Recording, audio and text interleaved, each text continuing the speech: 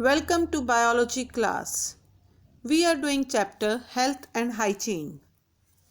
In our previous class, we have started non-communicable diseases and we have learned that non-communicable diseases are caused due to following reasons: deficiency of one or more nutrient, malfunctioning of any organ, disease passed from parent to child, birth disorder, deterioration of any organ with age, and allergy.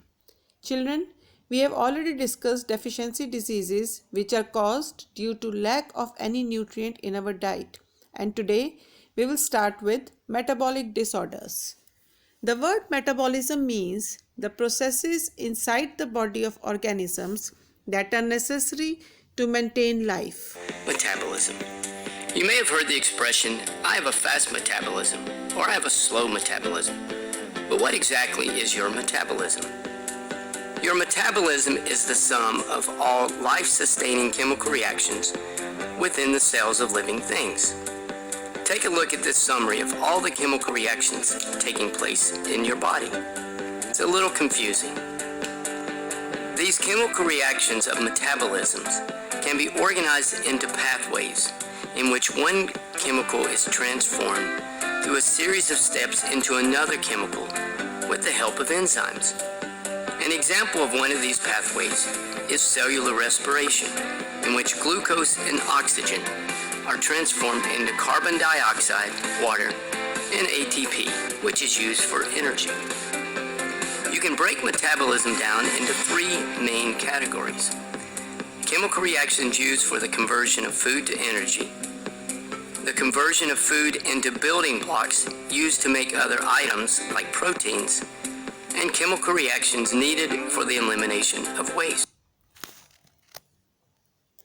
A metabolic disorder develops when some internal organs such as liver, pancreas, or kidney do not function normally. Some of the examples are diabetes, thyroid, kidney failure, and heart disorder. Genetic disorders. Genetic disorder is a condition caused by abnormality in genes. Some examples are color blindness, hemophilia, sickle cell anemia, and thalassemia.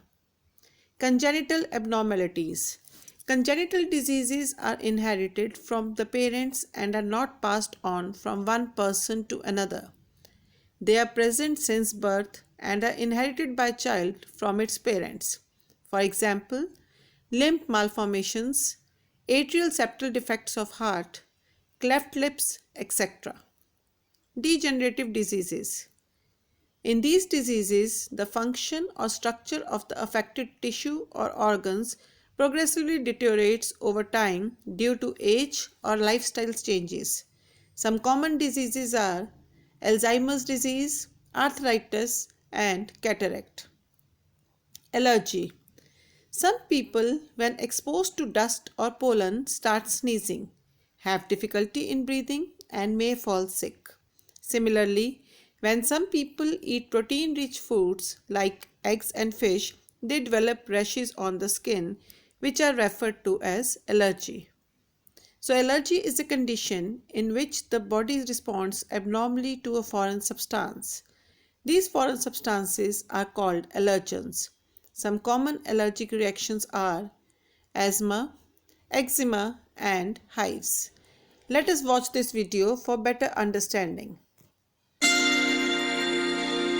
Nowadays, it seems like everybody is allergic to something. Cats, trees, food. But what are allergies exactly? And where do they come from? Well, an allergy is simply an overreaction of the immune system. If an allergen like tree pollen flies through the air and gets in touch with the immune system of a non-allergic person, the immune system recognizes it's harmless. But if it reaches an allergic person, the immune system sees it as harmful and panic! Sneezing, running nose, itching, or even shortness of breath. Those allergens have been around forever. But in the olden days, we were outside all the time and exposed to a natural environment. Our immune system was used to this and recognized the allergens to be harmless.